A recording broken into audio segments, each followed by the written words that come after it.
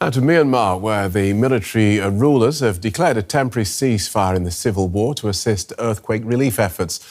Junta chief Min Aung Hlaing has ordered a halt to the fighting until the 22nd of April. Several armed groups fighting the military have already unilaterally suspended hostilities during the quake recovery.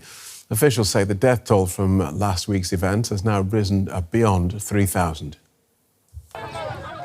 Braving the heat, hundreds of desperate people line up to get something to eat. Nearly a week after a powerful earthquake devastated central Myanmar, survivors are facing a shortage of water, food, medicine and shelter. For now, we sleep on the ground with mattresses.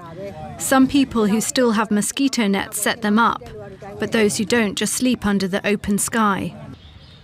The quake was one of the strongest to hit Myanmar in a century, toppling buildings, devastating communities, and killing thousands. Myanmar's ruling military issued a statement declaring a temporary ceasefire in the civil war to facilitate relief efforts, read out on state TV. To show sympathy for the victims of the earthquake throughout the country, to ensure effective rescue and rehabilitation operations, and to maintain stability, a temporary ceasefire is declared by the military for the period between the 2nd and the 22nd of April.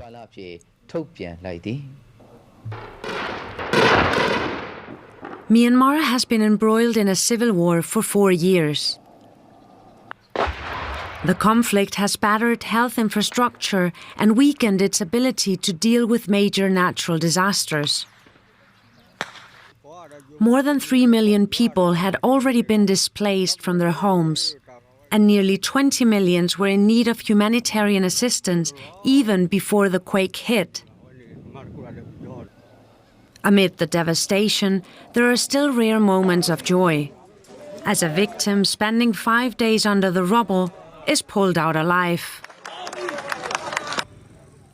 Well, Kyaw speaks for Myanmar's National Unity Government. That's the democratically elected civilian government that was ousted 4 years ago when the military seized power. Welcome to DW. After much hesitation, the military regime has declared now a temporary ceasefire in the civil war. Is that something you welcome? Of course, that one. We unilaterally announced that temporary ceasefire as a humanitarian pause 1 day after the earthquake hit. The military juntas continue staging the airstrikes all over the country mostly against the civilian targets. And then also the Min Aung Hlaing, the other day, he even refused to declare the ceasefire, and then he said the military activities will continue. But now that he declared the ceasefire, and I hope that he will hold his announcement. But in the past, based on the experience in the past, we cannot trust him, and he always broke his promises. He always lied. So at this time, and whatever the assistance that we can have for the affected people, millions of people need the humanitarian aid right now. And then military junta is blocking the access and restricting the access. Hopefully, this ceasefire announcement will help speeding up the humanitarian assistance to vulnerable people. Doesn't matter wherever they live, the junta control areas or our control areas. Right. And we need to help our own citizens, human beings. And you talk about the junta blocking some of those supplies. Is all the aid being coordinated by the military government, or is the elected government that you represent at all involved? Right now, almost all the aids coordinating with the authorities in Naypyidaw, but we are appealing the international community to help all the people as the parallel humanitarian mechanism, right? So this way that we are the people on the ground in our control areas will receive the international assistance. And right now, because of that, all the aids going through their territories, they are restricting the access to reaching out to the resistant control area.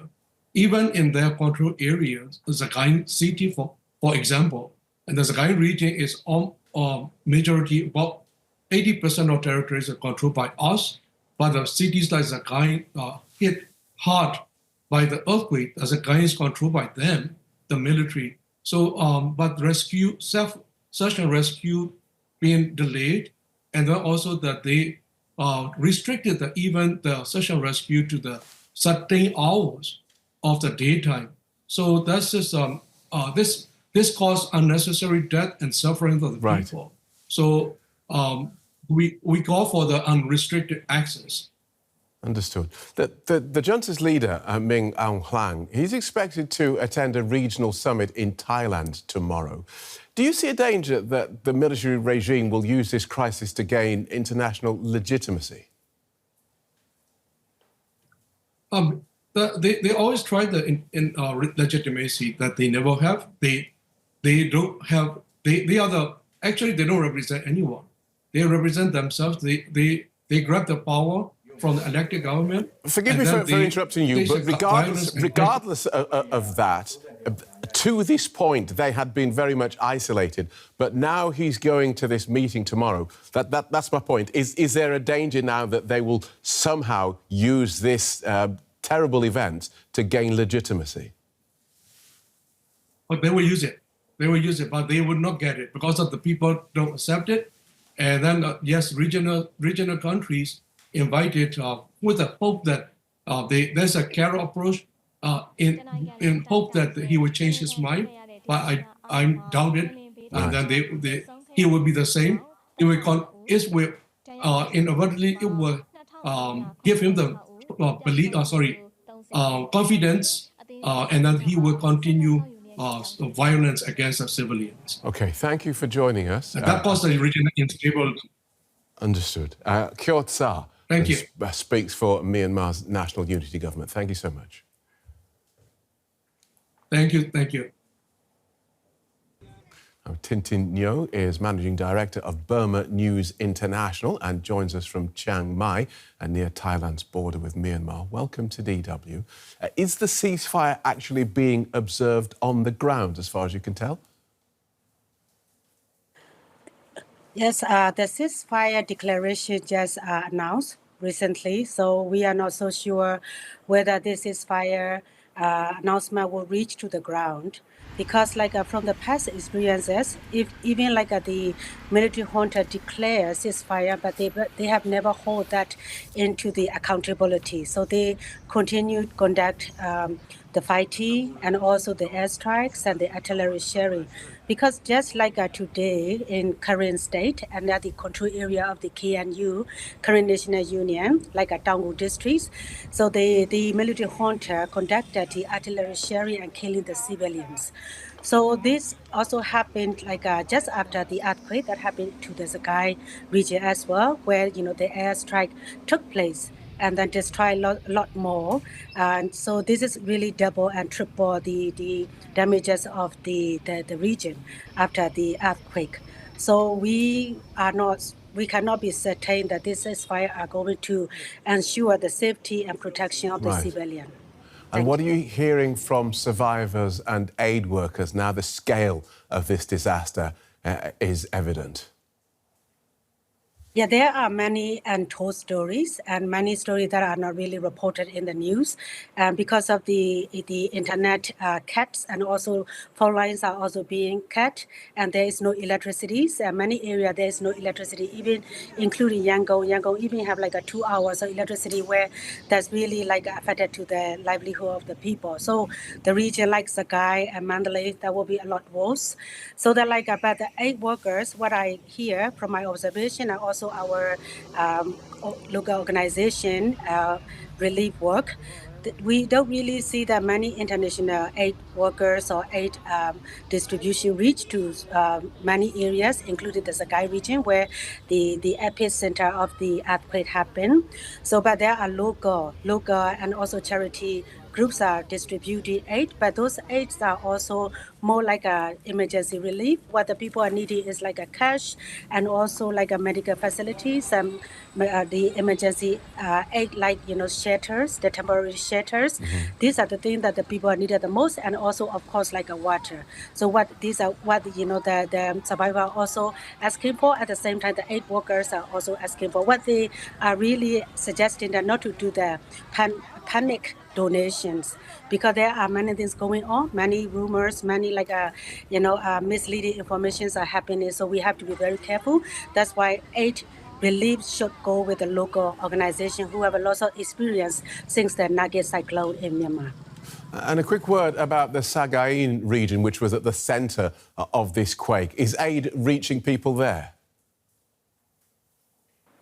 Some aids are reaching, but especially from the local CSO or CBO, and also some of the individual donors.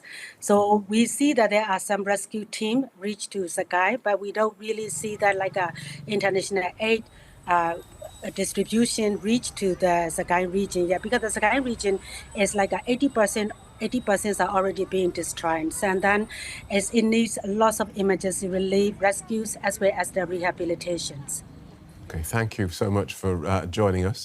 That's Tintin Kyaw from Burma News International. Thank you again. Thank you.